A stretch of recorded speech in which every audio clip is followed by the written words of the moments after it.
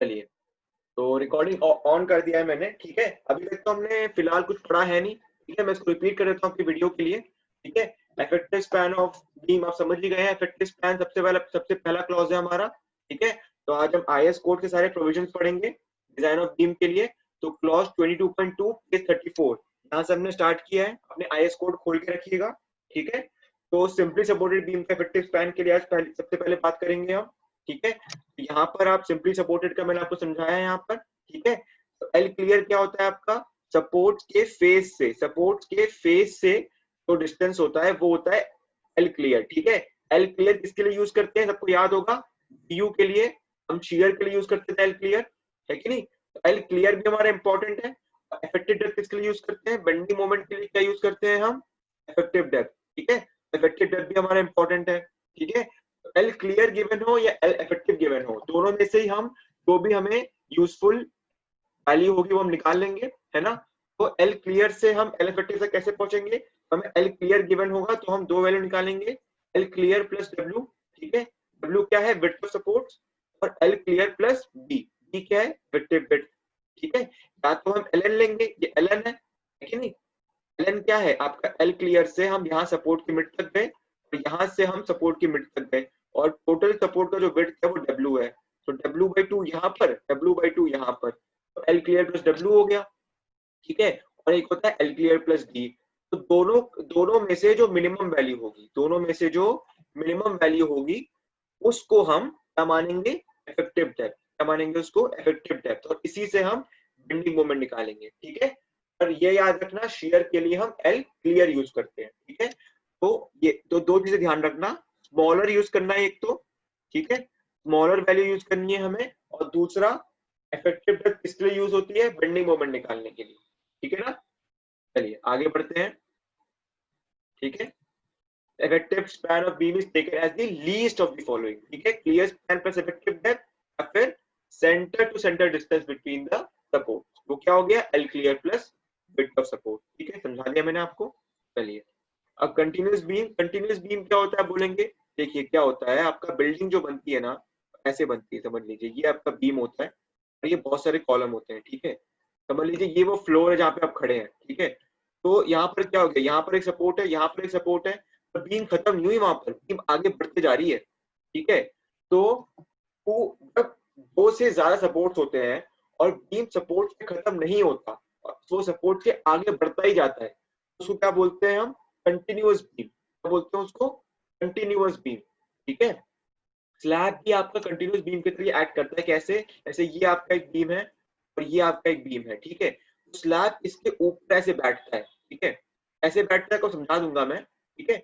उसके नीचे से बीम जा रहे होते हैं, ठीक है। स्लैब भी एक कंटिन्यूअस बीम की तरह ही एक्ट करता है, ठीक है ना। कैसे एक्ट करता है, अब इसमें हम कैसे निकालेंगे इसका इफेक्टिव स्पैन वो हम देख लेते हैं, ठीक है।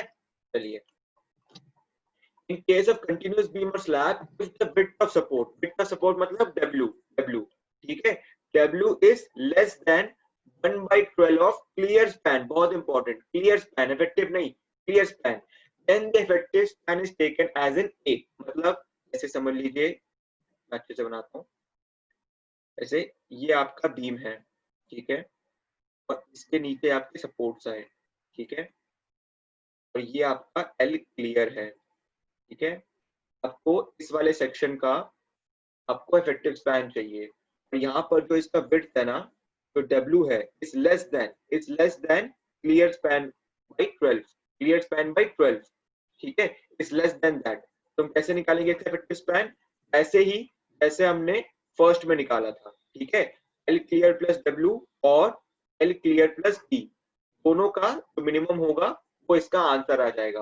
पर कब, जब आपका सपोर्ट का जो विड्थ है वो एल क्लियर स्पैन के 1/12 से कम है, ठीक है ना। अगर ज्यादा है तो क्या करेंगे, उसको समझना ज्यादा इंपॉर्टेंट है, ठीक है। तो जब भी आपके क्वेश्चन में एल इफेक्टिव निकालने के लिए बोलेगा, सबसे पहले आप कंटिन्यूअस बीम के लिए उसका विड्थ की वैल्यू चेक करेंगे, ठीक है, विड्थ की वैल्यू चेक करेंगे और एल क्लियर की वैल्यू चेक करेंगे, ठीक है, और दोनों को कंपेयर करेंगे, एल क्लियर बाई 12, ठीक है, और विड्थ ऑफ सपोर्ट, दोनों को कंपेयर करेंगे, ठीक है।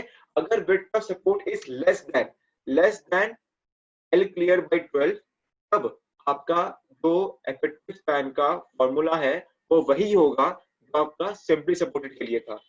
ठीक है ना, समझ में आया?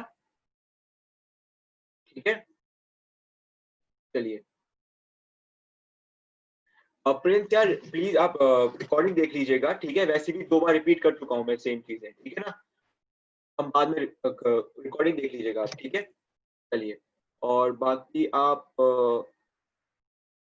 चलिए तो आगे बढ़ते हैं, ठीक है? अब अगर सपोर्ट का विड्थ आपका 1/12 से ज्यादा हुआ तो क्या करेंगे? 1/12 से ज्यादा या फिर 600 mm, ठीक है? 600 mm का भी एक लिमिट है, ठीक है ना? whichever is less, समझेंगे अभी, ठीक है? if the width of support is greater than 1/12 of the clear span, ठीक है, और 600 mm, whichever is less, ठीक है? अगर 600 mm से ज्यादा का सपोर्ट है आपको कंपेयर करने की जरूरत ही नहीं है, ठीक है? सीधा आपको ये सेकेंड वाला रूल लगाना है, तो हम वही पढ़ेंगे, ठीक है? अगर 600 mm से कम है बिट का सपोर्ट का बिट, तो ही आप चेक करेंगे कि एल क्लियर बाई 12 से कम तो नहीं है, ज्यादा तो नहीं है, ठीक है? पर अगर वो 600 mm से ज्यादा है विड्थ ऑफ सपोर्ट ऑलरेडी, तो अपने आप आपका सेकेंड केस लग जाएगा, ठीक है? चलिए, और the end span with one and fixed at the other and continuous, ठीक है? और for intermediate span the effective span shall be taken as the clear span between the supports। क्या मतलब इसका?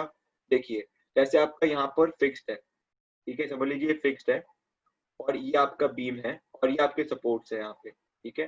ये आपके सपोर्ट्स है, यहाँ पे सपोर्ट्स है, ठीक है? आगे बढ़ रहा है ये बीम, ठीक है, मैंने बनाया नहीं है, आगे भी बढ़ रहा है ये बीम।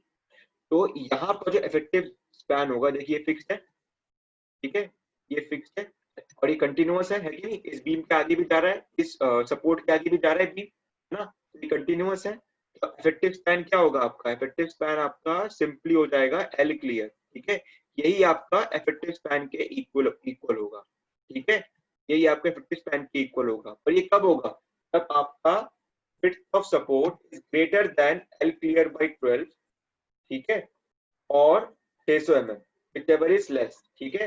अब क्या करेंगे? एल क्लियर बाई 12 निकालेंगे, 600 mm निकालेंगे, जो भी कम होगा उससे आप विड्थ ऑफ सपोर्ट को कंपेयर करेंगे, ठीक है?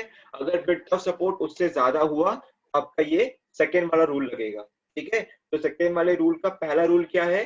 अगर एंड स्पैन मतलब एंड स्पैन, यही तो एंड स्पैन है ना, एंड में यहीं पर एंड हो रहा है, फिक्स के बाद तो नहीं जाएगा बीम, ठीक है? उसका एक सपोर्ट आपका फिक्स्ड है और दूसरा सपोर्ट आपका कंटिन्यूअस है, ठीक है? तो आपका इफेक्टिव स्पैन क्या होगा? एल क्लियर ही आपका खुद ब खुद इफेक्टिव स्पैन बन जाएगा, ठीक है ना? ये डायग्राम अगर समझ में नहीं आ रहा है तो एक बहुत ज्यादा क्लियर डायग्राम आगे आएगा, ठीक है? तो आप वरी मत कीजिएगा, ठीक है? चलिए, and span with one and free and the other and continuous, इसका मतलब क्या है?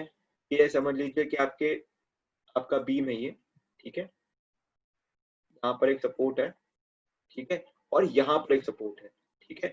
तो ये फ्री है, यहाँ पे कोई सपोर्ट नहीं है, ठीक है, ये फ्री है, ठीक है? यहाँ पर कैसे निकालेंगे आप? यहाँ पर आप ऐसे निकालेंगे कि ये आपका एल क्लियर है, ठीक है, फेस ऑफ सपोर्ट तक ये आपका लेंथ है एल क्लियर, ठीक है?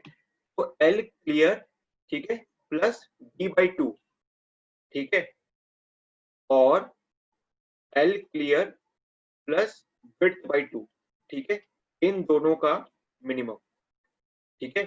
ये केस ध्यान से देखो, इस डायग्राम को ध्यान से देखो और बताओ इस डायग्राम में कोई डाउट है क्या? ये हमारे सेकेंड केस का सेकेंड सब केस है, जब आपका जो एंड स्पैन है वो आपका फ्री है एक तरफ से, और एक तरफ का सपोर्ट जो है वो कंटिन्यूअस है, ठीक है? तो उसका क्लियर स्पैन गिवन रहेगा, आपको क्लियर स्पैन गिवन रहेगा, तो clear span plus d/2 effective width/2, या फिर क्लियर स्पैन प्लस w/2। यहाँ पे w क्या है? यहाँ पे w आपका विड्थ ऑफ सपोर्ट है, ठीक है? और विड्थ ऑफ सपोर्ट किससे बड़ा होगा? lc/12, ठीक है, और 600 mm, ठीक है, whichever is less, whichever is less, ठीक है? ये तब लगेगा ये वाला केस, ठीक है?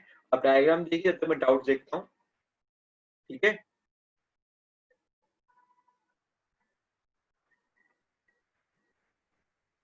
बेंडिंग मोमेंट निकालने के लिए आप किसका यूज करने के लिए बताया? बेंडिंग मोमेंट निकालने के लिए आप एल इफेक्टिव यूज करेंगे राजीव, ठीक है? एल इफेक्टिव, ठीक है? चलिए, तो ये क्लियर है ना? चलिए आगे बढ़ते हैं फिर, ठीक है। आपसे जूम पे लेंगे क्लास यार, जूम पे ही मेरे ख्याल से ज्यादा बढ़िया है, ठीक है। चलिए, इफेक्टिव स्पैन का क्लॉज जो मैंने आपको बताया था, ठीक है। तो ये देखिए, ये कंटिन्यूअस है, ठीक है, ये कैंटिलीवर है, ये कंटिन्यूअस है, ठीक है। तो कंटिन्यूअस में देख लीजिए आप, ठीक है। यहाँ पर एल, यहाँ पर उसने, यहाँ ये वाला जो है, ये देखिए, ये आपका यहाँ पे फ्री है, ठीक है, यहाँ पर फ्री है ये, ठीक है। और यहाँ पर ये कंटिन्यूअस सपोर्ट है, ठीक है। एल इफेक्टिव क्या होगा? एल क्लियर, समझ लीजिए ये एल क्लियर है आपका, ठीक है। एल क्लियर प्लस W/2 या फिर L clear plus D/2, whichever is less, whichever is less, ठीक है। और ये कब यूज होगा? जब W आपका LC/12 या 600 जो भी मिनिमम है उससे बड़ा है, ठीक है। तो आपको मेनली दो वैल्यूज यूज करनी, दो वैल्यूज पर ध्यान रखना है, LC/12 और 600, ठीक है। इन दोनों में से जो भी कम होगा उसको आप W से कंपेयर करेंगे, ठीक है। अगर W 600 से बड़ा हो गया अपने आप ही तो फिर तो कोई राय ही नहीं है, दूसरा केस यूज होगा सीधा, ठीक है। चलिए, अब कैंटिलीवर का देखते हैं।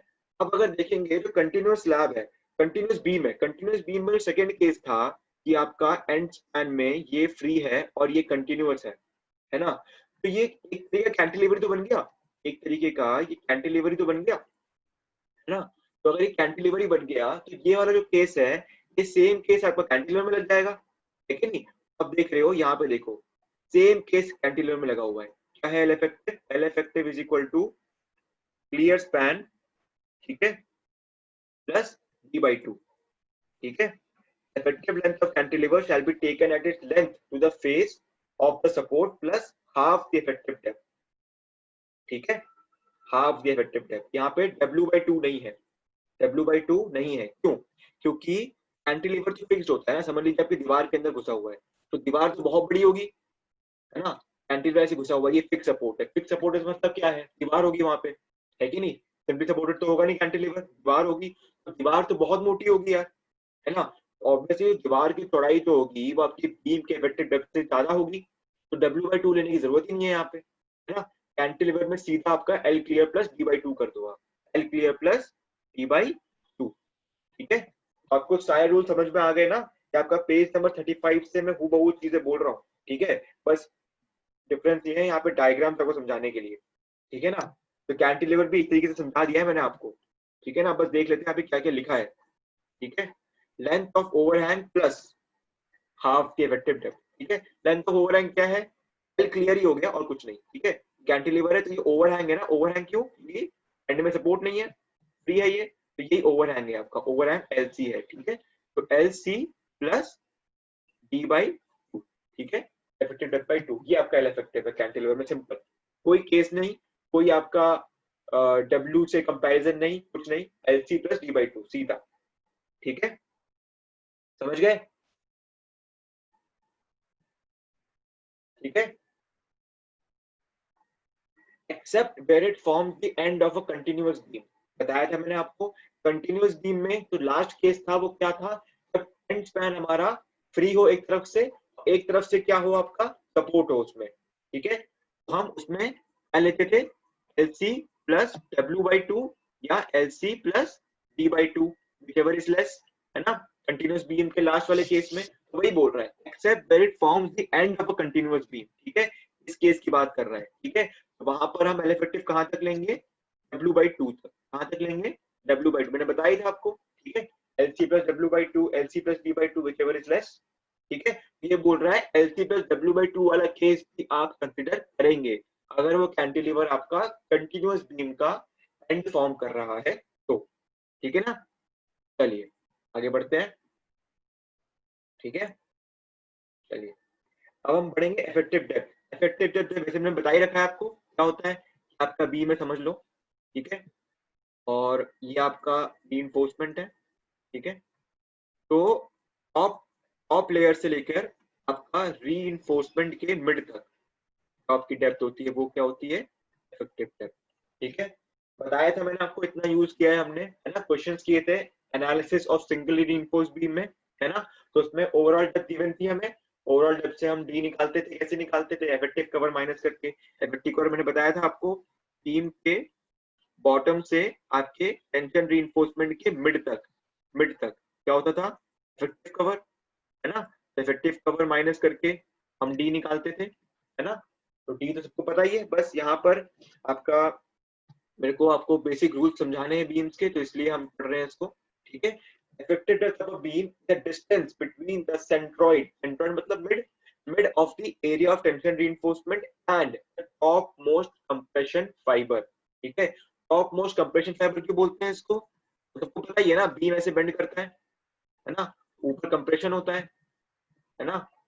तो इसी का तो हम सेक्शन बनाते हैं, इसी का सेक्शन तो बनाते हैं हम यहाँ पर, जब एरिया समझ लीजिए ये आपका बीम 3D बना दिया मैंने आपको, 3D बना दिया, तो इसी की तो बात करते थे हम, यहाँ पर एरिया ऑफ स्टील देते थे, है ना। तो ये कंप्रेस्ड तो है, यहाँ पर कंप्रेशन है, यहाँ पे कंप्रेशन है, तो इसी कंप्रेशन से लेकर आपका एरिया ऑफ स्टील के मिड तक, ठीक है। 3D बना के दिखा दिया बस आपको थोड़ा समझाने के लिए, ज्यादा कंफ्यूज मत होना यहाँ पे, ठीक है। इसी की एनालिसिस करते हैं हमेशा, ठीक है ना। वो थोड़ा 3D बना के दिखा दिया मैंने आपको, ठीक है, समझ गया ना। चलिए देखते हैं आगे क्या लिखा है, ठीक है। It is the total, it is equal to total depth. Total depth क्या होता है, ओवरऑल डेप्थ आपका, ठीक है। ओवरऑल डेप्थ ही होता है, ओवरऑल डेप्थ समझ लो ये है आपका अगर, ठीक है, ऊपर से लेके नीचे तक, तो वो माइनस आपका इफेक्टिव कवर। इफेक्टिव कवर कहाँ तक होता है आपका, बॉटम से लेकर एरिया ऑफ स्टील के मिड तक, ठीक है। तो डी माइनस इफेक्टिव कवर, ठीक है। डी क्या है, overall depth is equal to effective depth, ठीक है। ओवरऑल डेप्थ से इफेक्टिव कवर माइनस कर लो, आपका आ जाएगा इफेक्टिव डेप्थ। इफेक्टिव डेप्थ में इफेक्टिव कवर प्लस कर लो तो आ जाएगा ओवरऑल डेप्थ, ठीक है। इफेक्टिव डेप्थ कहाँ यूज होता है, ओवरऑल डेप्थ कहाँ यूज होता है, सब समझेंगे हम, ठीक है। दोनों का अपना अपना इंपॉर्टेंस है, ठीक है। चलिए, कंट्रोल ऑफ डिफ्लेक्शन, ठीक है। Control of deflection, page number 37 खोल के बैठना सब लोग यार, ठीक है। कंट्रोल ऑफ डिफ्लेक्शन आपका सिर्फ कुछ रूल्स हैं जिनके हिसाब से आपको कोड बताता है कि ये वाले अगर रूल्स आप फॉलो करेंगे तो आपका डिफ्लेक्शन आपका इतना ज्यादा नहीं होगा, ठीक है। हाँ बिल्कुल है, अगर हम स्लैब के लिए कर रहे हैं, ठीक है, अगर हम स्लैब के लिए कर रहे हैं तो 1 मीटर लेंथ कंसिडर करते हैं, ठीक है। ऐसे भी बीम में भी यही कंसिडर करते हैं, 1 मीटर लेंथ ही कंसिडर करते हैं हम, ठीक है।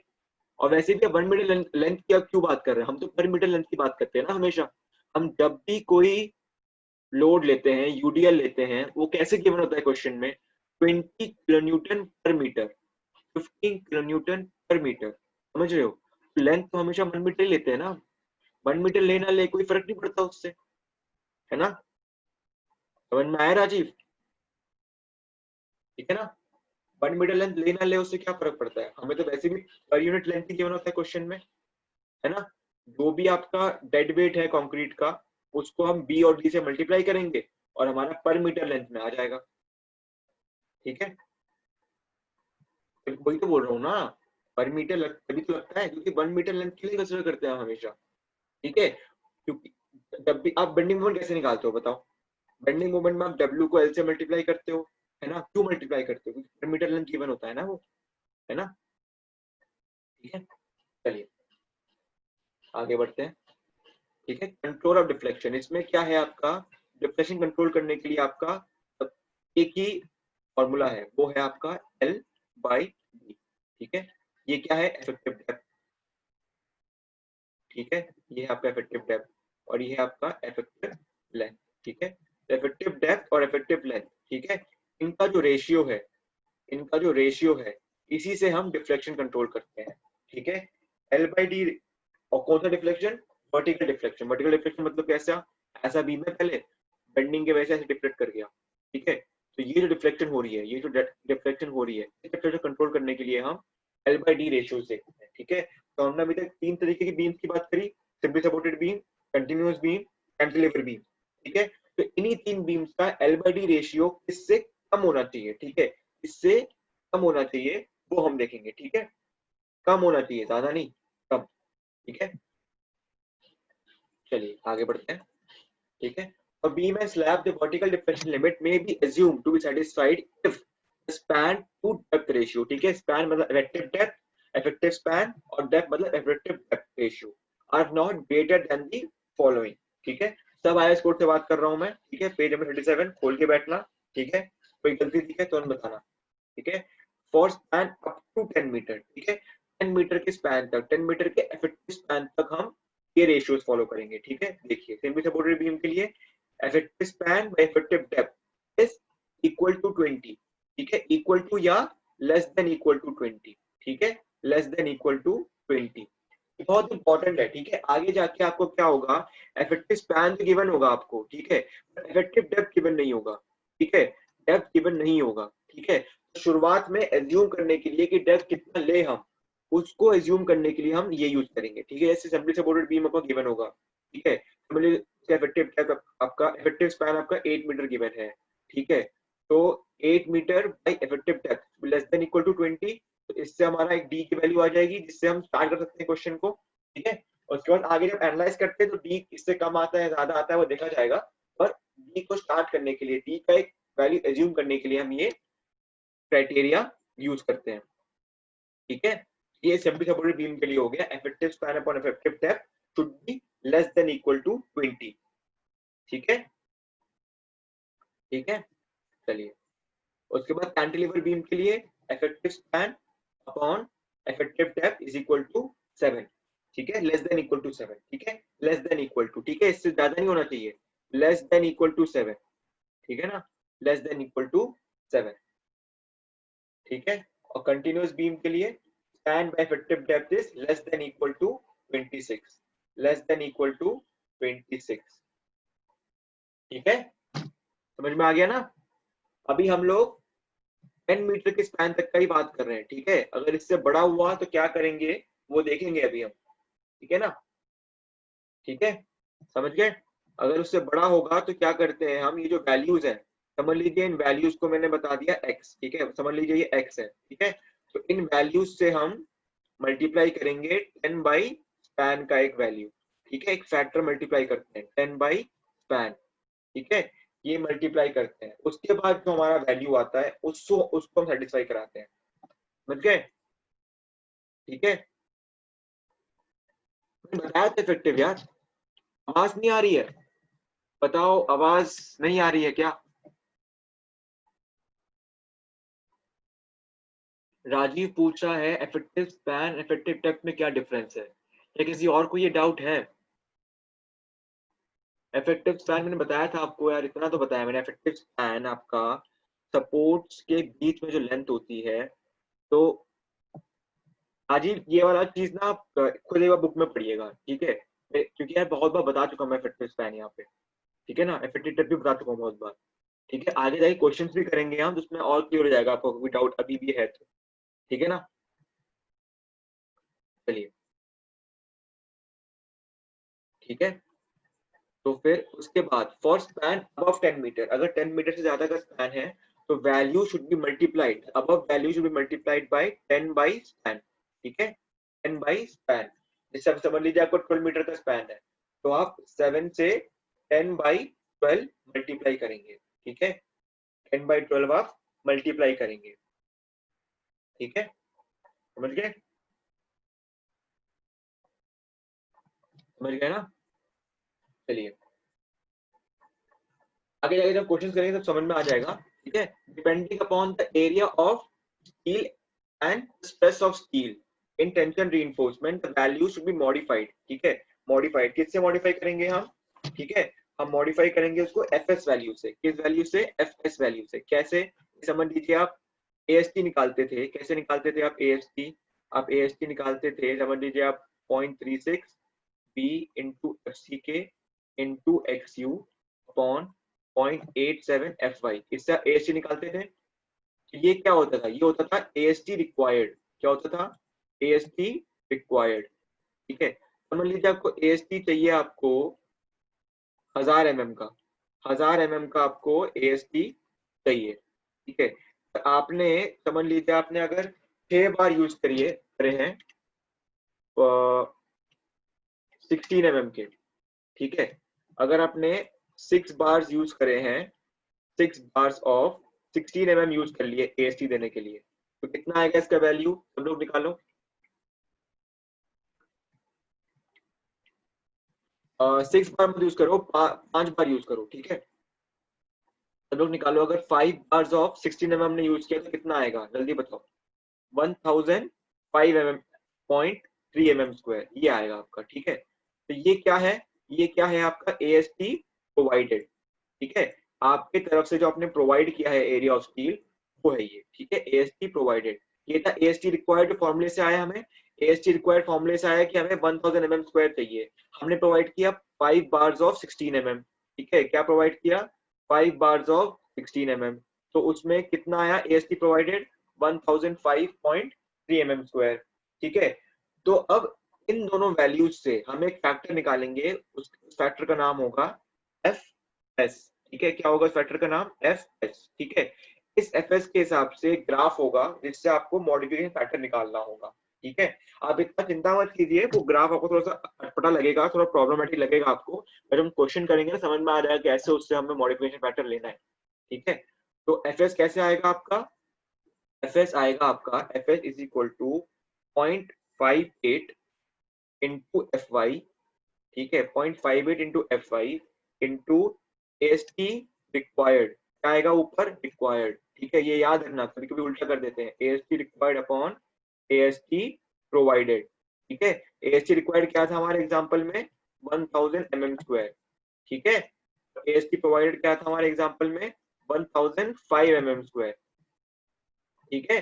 तो 1000 अपॉन 1005 एक फैक्टर निकालोगे आप, इसको किससे मल्टीप्लाई करोगे, 0.58 इंटू FY, ठीक है।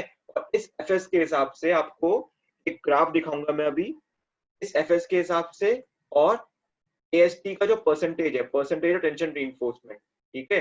कैसे निकालोगे आप, PT पता है ना, AST प्रोवाइडेड, जो हमने प्रोवाइड किया है, ठीक है। यहाँ पे प्रोवाइडेड यूज करोगे, AST provided upon B into D effective depth into 100, ठीक है।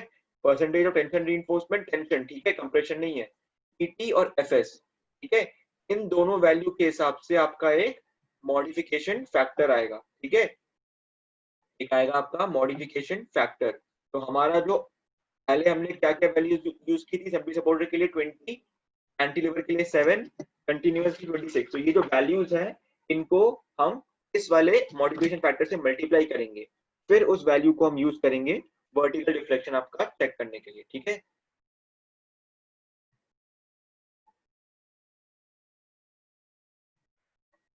बिल्कुल राजीव है, बिल्कुल सही बोल रहे हो आप, ठीक है, सही बोल रहे हो आप, ठीक है। तो सब लोग देखिए, समझ में आया ना इसका प्रोसीजर, कैसे पहुंचना है मॉडिफिकेशन फैक्टर तक। बाकी ग्राफ देखेंगे अभी, ठीक है। ज्यादा वरी नहीं करना है आपको, ठीक है, आपको अपने आप आ जाएगा, वो कोई दिक्कत नहीं है उसमें, ठीक है। आपको बता दूंगा कैसे करना है, ठीक है। समझ लीजिए मैंने जो भी चीज आपको बताई है एफएस निकालने की, तो आपने समझ लीजिए एफएस निकाल लिया, ठीक है। समझ लीजिए आपका एफएस आ गया 120, ठीक है। समझ लीजिए एफएस आपका 120 आ गया, और परसेंटेज ऑफ स्टील रिइंफोर्समेंट समझ लीजिए आपका आ गया 1.6, ठीक है, ठीक है। कैसे निकालेंगे, AST प्रोवाइडेड, ठीक है, जो आपने खुद लगाया है वहां पर, अपॉन BD इंटू 100, ये होगा आपका percentage steel reinforcement, percentage tension steel reinforcement, ठीक है।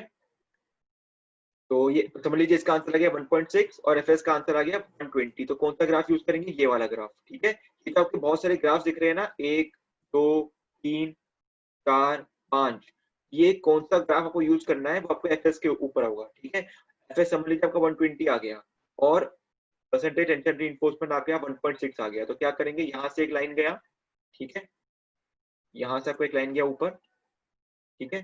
तो इसने जहां पर एफएस को कट किया, यहाँ पर कट किया, ठीक है, एफएस को उसने यहाँ पर कट किया, है कि नहीं। तो यहाँ से आप आ जाएंगे इस तरफ, ठीक है, यहाँ से, ठीक है, यहाँ से गए हैं हम, ठीक है। क्यों, क्योंकि हमने एफएस ये वाला ग्राफ यूज कर रहे हैं, ये वाला, ठीक है। तो यहाँ 1.6 से ऊपर गए सीधा, और यहाँ से हम हॉरिजॉन्टल गए, तो कहाँ पर आ गया, ये देखिए यहाँ पे 1.6 है मॉडिफिकेशन फैक्टर, यहाँ 1.2 है, तो इसके मिड में कहीं है हम, ठीक है। तो कुछ भी मान लीजिए, 1.3 मान लीजिए इसको, ठीक है। ज्यादा आपको एक्यूरेट करने की जरूरत नहीं है, समझ लीजिए 1.3 है ये, ठीक है। ये 1.6 है, ये 1.2 है, यहाँ पर एक लाइन है, यहाँ पर एक लाइन है, तो इनके मिड में वैल्यू कितनी होगी, 1.4 होगी, है कि नहीं। तो 1.4 से कम है और 1.2 से ज्यादा है, तो 1.3 मान लीजिए उसको, ठीक है। तो हमने जो एल इफेक्टिव बाई डी, ये जो वैल्यूज हमने सीखे थे, क्या क्या सीखे थे, 20 for simply supported, 7 for cantilever, 26 for continuous. तो इससे आपका ये मॉडिफिकेशन फैक्टर मल्टीप्लाई होगा, ठीक है।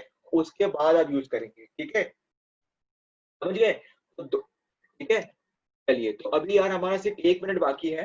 तो जो नेक्स्ट टॉपिक है, हमने परसेंटेज टेंशन रीइंफोर्समेंट और स्पैन के हिसाब से दो मॉडिफिकेशन फैक्टर सीख लिए। अब एक तीसरा मॉडिफिकेशन फैक्टर है तो आपका कंप्रेशन रीइंफोर्समेंट के हिसाब से होता है, ठीक है। वो इससे इजियर है, ठीक है, वो समझा देता हूँ मैं आपको नेक्स्ट सेशन में, ठीक है। अभी अगले सेशन का लिंक अभी डालता हूँ क्लासरूम में, ठीक है, उसके बाद करते हैं। अभी मैं एंड कर रहा हूँ ये वाली क्लास, अभी तुरंत भेज रहा हूँ आपको लिंक, तुरंत ज्वाइन कीजिए आप लोग, ठीक है। चलिए,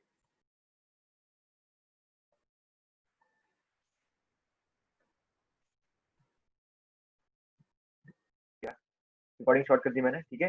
रिकॉर्डिंग स्टार्ट हो गई है, मैं शेयर स्क्रीन करता हूँ। चलिए, तो स्लाइड शो ऑन करता हूँ मैं, ठीक है। हाँ, अब मनदीप सिंह ने पूछा है कि यार ये बताइए, अगर एफ एस की वैल्यू 120 नहीं हुई, 145 नहीं हुई, क्या कहीं बीच में हुई, ठीक है, उसमें देखो यार हमें ना अप्रोक्सीमेशन लगाना पड़ेगा, ठीक है। उसके लिए भी कोई क्लियर कट वो रूल है नहीं। समझ लीजिए आपकी एफ एस की वैल्यू जो है, एफ एस की वैल्यू समझ लीजिए आपकी आ गई 135, ठीक है। तो 135 ग्राफ तो है नहीं, नहीं दिख रहा ना। तो आप देखोगे जैसे जैसे एफ एस की वैल्यू बढ़ रही है, वैसे वैसे ग्राफ कहाँ जा रहा है, नीचे जा रहा है कि नहीं। तो 135 कहाँ पर होगा, 135 कहीं बीच में कहीं होगा आपका, ठीक है। तो आप क्या करेंगे, आप कहीं पेंसिल से इसको बना लेंगे अप्रोक्सीमेट करने के लिए, ठीक है। बना लिया, ठीक है। परसेंटेज टेंशन, जो आपका टेंशन रीइंफोर्स का परसेंटेज है, समझ लीजिए वो आपका आ गया 1.4, ठीक है। वो भी नहीं गिवन यहाँ पर, तो 1.4 कहाँ होगा, कहीं मिड में होगा, ठीक है। तो यहाँ से आप, ठीक है, तो ये हमने अपना अपना बना लिया, ठीक है। ये हमने F S is equal to 135 के लिए बना लिया, ठीक है। हमने खुद बना लिया पेंसिल से, ठीक है। पेंसिल से बनाना, पेंसिल में बनाना भाई, ठीक है।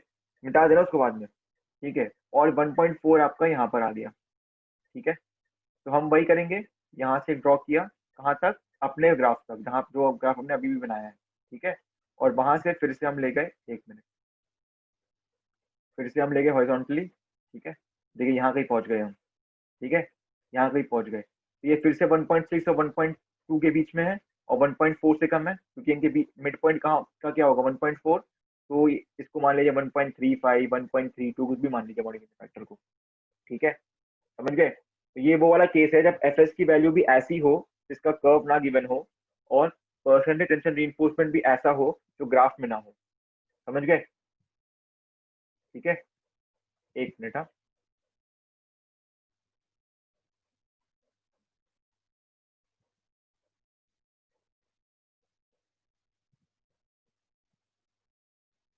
ठीक है, समझ गए इस बात को, ठीक है। इंटरपोलेशन नहीं कर सकते, बिल्कुल कर सकते हो। किसका इंटरपोलेशन करोगे, एफ एस का, एफ एस का मत करना, एफ एस का इंटरपोलेशन मत करना भाई, ठीक है। एफ एस का ग्राफ देख रहे हो ना, स्ट्रेट नहीं है, लीनियर नहीं है, इंटरपोलेशन मत करना एफ एस का। मॉडिफिकेशन फैक्टर का आपको कैसे इंटरपोलेशन करोगे, किस चीज से करोगे इंटरपोलेशन, बताओ किस चीज से करोगे, आपको अप्रोक्सीमेशन ही करना पड़ेगा, ठीक है। क्योंकि देखिए, आपका अगर ऐसा होता कि आपका परसेंटेज टेंशन रीइंफोर्समेंट से डायरेक्ट ये आ रहा है, अगर ऐसा होता तो आप कर लेते इंटरपोलेशन, ठीक है। पर यहाँ पर क्या है, परसेंटेज टेंशन रीइंफोर्समेंट भी है और एफ एस की वैल्यू भी है, ठीक है। और एफ एस की वैल्यू लीनियर भी नहीं है। एक तो आपका मॉडिफिकेशन फैक्टर दो चीजों पर डिपेंड कर रहा है, एक है परसेंटेज टेंशन रीइंफोर्समेंट जो है आपका ए एस की बाई बी डी, ठीक है। और दूसरा है एफ एस, एफ एस क्या है, 0.58 into F Y into A S C required upon A S C provided, ठीक है। तो एक तो वो दो चीजों पे डिपेंड कर रहा है। दूसरी बात, एफ एस की वैल्यू लीनियर नहीं है, कर्व है। तो इंटरपोलेशन गलती से ही मत करना, ठीक है, मैं काट दूंगा अगर एग्जाम में किया तो गलत होगा बिल्कुल, ठीक है। इंटरपोलेशन बिल्कुल नहीं करना, ठीक है। चलिए आगे बढ़ते हैं, समझ में आ गया ना, ये यही वाला मॉडिफिकेशन फैक्टर इंपॉर्टेंट है, ठीक है। एक तो मैं 10/स्पैन वाला पढ़ा था, मॉडिफिकेशन फैक्टर बहुत सबको समझ में आ गया होगा, वो जो लल्लू सा है, आसान सा है वो तो, ठीक है। और दूसरा मॉडिफिकेशन फैक्टर ये है, ठीक है। तीसरा ही पढ़ाऊंगा, तीसरा इजी है, तीसरा इजी है। ये आपका सबसे इंपॉर्टेंट मॉडिफिकेशन फैक्टर यही है, ठीक है। पूरा का पूरा क्वेश्चन आ सकता है इसको, पूरा का पूरा एक क्वेश्चन आ सकता है 5-10 मार्क का आपका, सिर्फ सिर्फ और सिर्फ इसको एक्सप्लेन करने के लिए, ठीक है ना। इसको अच्छे से समझना है, ठीक है ना। तो दो चीजें हैं, ठीक है, दो चीजें हैं आपकी, ठीक है। 1 मिनट, हाँ, आप इसको समझिए। मैं एक अभी देख,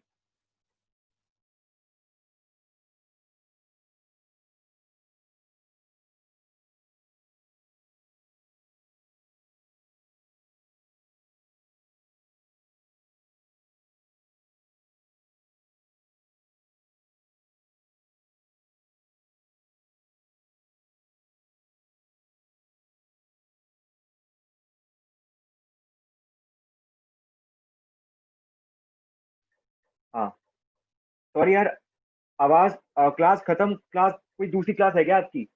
बाकी है तो बस खत्म करता हूँ मैं, ठीक है। बस 2-3 और स्लाइड पढ़ा देंगे, ठीक है। आज थ्योरी थी इसलिए थोड़ा लंबा क्लास ले रहा हूँ मैं, ठीक है। ठीक है, चलिए आगे बढ़ते हैं। तो ये वाला समझ में आ गया सबको ना? चलिए, बीच में आवाज चली गई होगी मेरी, मेरे को थोड़ा कॉल अटेंड करना था, ठीक है। तो एफ एस आपका जो स्ट्रेस निकालते हो ना, एफ एस ये आपका सर्विस लोड के लिए होता है, ठीक है। सर्विस लोड के लिए है, फैक्टर के लिए आपको चिंता करने की जरूरत नहीं है, आपको फॉर्मूला यही यूज करना है, ठीक है। बस आपको पता होना चाहिए, कभी डेफिनेशन में भी इसने पूछना कि व्हाट इज एफ एस। तो F S is the stress in steel at service load, at service load, ठीक है।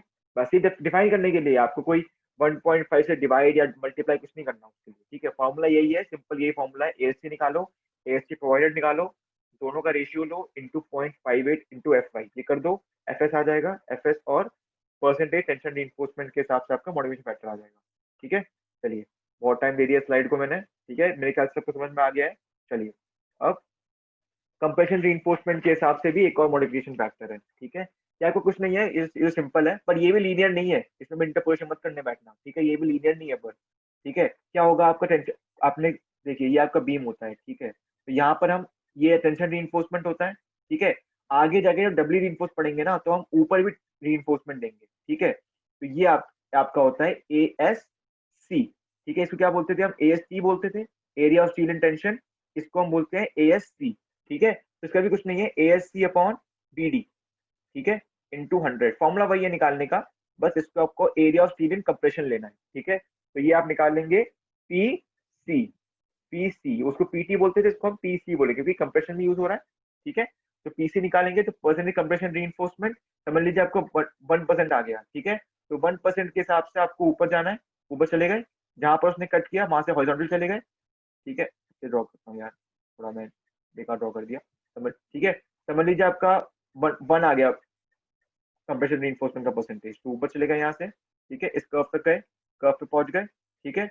उसके बाद कर्व से आप हॉरिजॉन्टल ले लिया, हॉरिजॉन्टल टर्न ले लिया कर्व से, तो ये आपकी वैल्यू जो आ गई, ये आपकी जो वैल्यू आ गई, इसके हिसाब से आपका मॉडिफिकेशन फैक्टर आ जाएगा। किसके लिए? कंप्रेशन रीइंफोर्समेंट के लिए। क्या होगा? 1.3 और 1.2 के बीच में है ना ये कहीं, तो 1.1 ले लो इसको, ठीक है। इसको भी किससे मल्टीप्लाई करोगे? जो आपका, एक मिनट,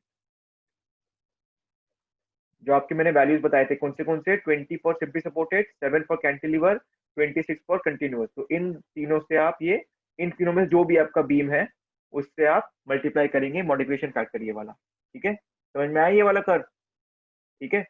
1.1 हाउ, फिर से 1.1 के 1.2 1.3 के बीच में पहुंचे ना हम लोग, तो ओ सॉरी यार, सॉरी सॉरी सॉरी, 1.1 नहीं होगा, ठीक है ठीक है, गलती कर दी मैंने, ठीक है।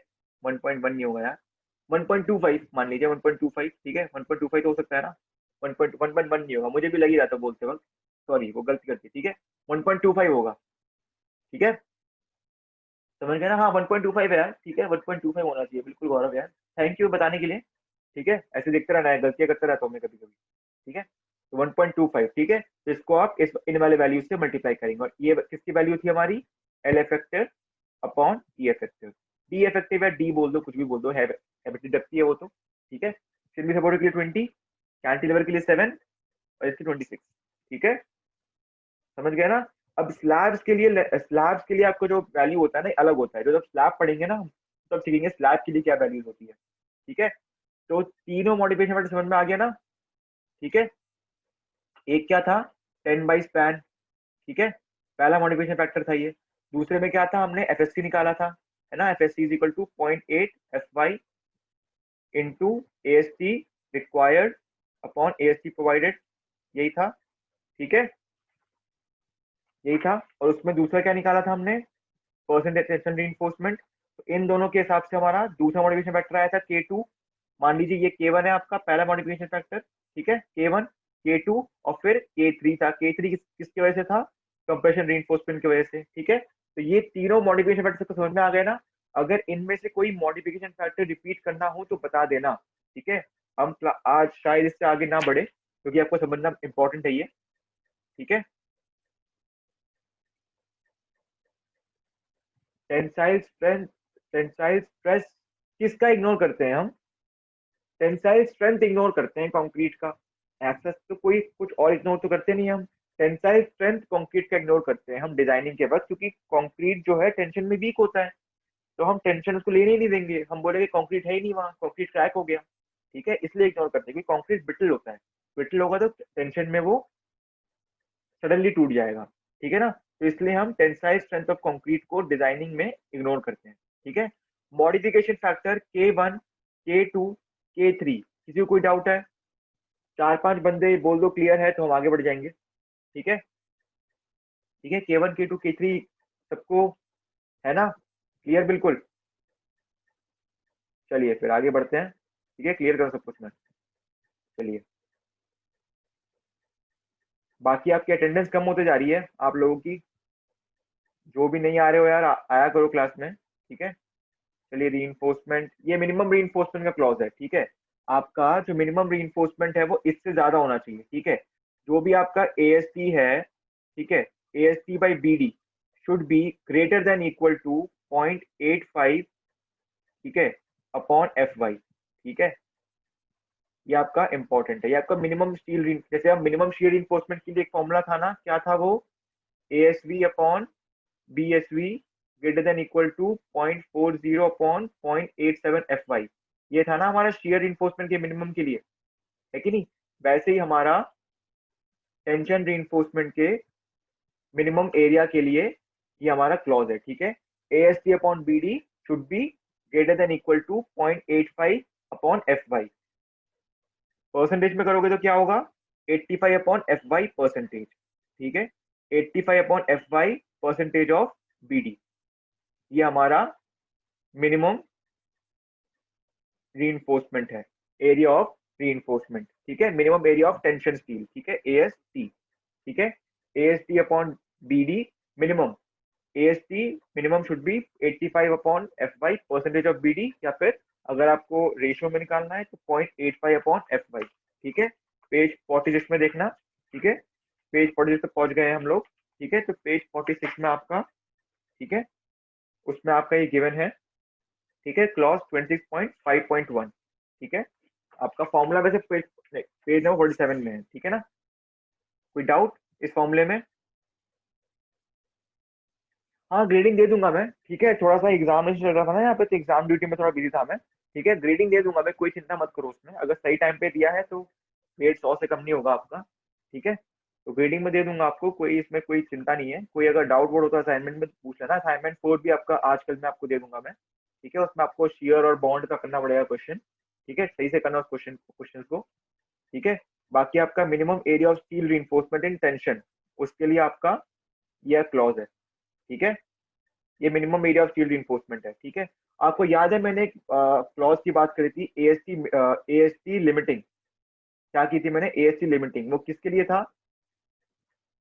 AST लिमिटिंग वो किसके लिए था? कि वो सिंगली रीइंफोर्स्ड ही रहे, सिंगली रीइंफोर्स्ड ही रहे और अंडर रीइंफोर्स्ड भी रहे, है कि नहीं?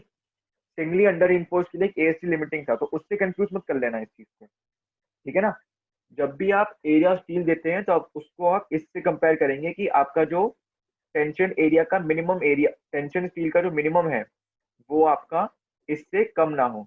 ठीक है, AST लिमिटिंग आपका अलग चीज था। ठीक है, ये AST मिनिमम है। ठीक है ना, ये मिनिमम रीइंफोर्समेंट है, मिनिमम है तो मैक्सिमम भी होगा। ठीक है, ठीक है, तो ये आप देखिए, हमने मिनिमम बात करी पहले। यहाँ पर किससे हमने किसको यूज किया था? इफेक्टिव डेप्थ को यूज किया था, है कि नहीं? इफेक्टिव डेप्थ को। ठीक है, और मैक्सिमम रीइंफोर्समेंट हमारा 4% ऑफ टोटल एरिया। ठीक है, BD ओवरऑल डेप्थ। ठीक है, जैसे आपका मिनिमम रीइंफोर्समेंट 0.85 अपॉन FY होना चाहिए, वैसे आपका मैक्सिमम रीइंफोर्समेंट 4% से ज्यादा नहीं होना चाहिए। चाहे वो कंप्रेशन रीइंफोर्समेंट हो, चाहे वो टेंशन रीइंफोर्समेंट हो, कोई भी रीइंफोर्समेंट हो, वो टोटल एरिया क्या होगा? यहाँ पर हम बी डी की बात कर रहे हैं, बी स्मॉल डी जो इफेक्टिव एरिया की बात कर रहे हैं, यहाँ पर हम टोटल एरिया की बात करेंगे, बी इंटू बड़ा डी ओवरऑल डेप्थ। मैंने कहा था ना ओवरऑल डेप्थ इफेक्टिव डेप्थ दोनों का अपना अपना यूज है, ठीक है ना। तो यहाँ पर हमने कौन सा यूज किया है, ओवरऑल डेप्थ, ठीक है, ओवरऑल डेप्थ। तो maximum area of shield reinforcement, जिससे ज्यादा नहीं होना चाहिए शील्ड रिइंफोर्समेंट, वो कितना है 4% of B into D overall depth, ठीक है। और मिनिमम शील्ड रिइंफोर्समेंट के लिए क्या यूज करेंगे, इफेक्टिव डेप्थ, ठीक है। यहीं पे हम क्लास खत्म कर रहे हैं आज, ठीक है। दोनों के फॉर्मूले देखिए, समझिए उनको, और बताइए कोई अगर डाउट है तो। बाकी मेरे ख्याल से चैट पे किसी ने कुछ डाउट पूछा है। 0.85 आपका यार देखो वो आईएस कोड ने कोई एक्सप्लेनेशन नहीं दी है, वो आपके आईएस कोड के एक्सपेरिमेंट्स के हिसाब से है, उसका कोई एक्सप्लेनेशन नहीं है एज सच, ठीक है। ठीक, अरे 0.87 तो अलग चीज होती थी, 0.87 एफ वाई आपका स्ट्रेस इन स्टील होता था, ठीक है। 0.85 यहाँ पर अलग चीज है, इस 0.85 को 0.87 से कंपेयर करके कंफ्यूज मत होइए, ठीक है ना।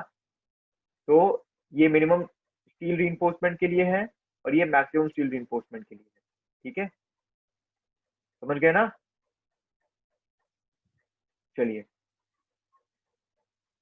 तो साइड फेज ये सब हम लोग अगली क्लास में समझेंगे, ठीक है। साइड फेज रीइंफोर्समेंट अगली क्लास में समझेंगे। हाँ मीन्स दोनों अलग है, बिल्कुल यार राजीव, दोनों अलग चीज है, ठीक है। तो ये बताइए क्लास को आगे बढ़ाएं कि क्लास को एंड करें यहाँ पर, कोई अगर दूसरी क्लास है तो एंड करते हैं हम फिर, ठीक है,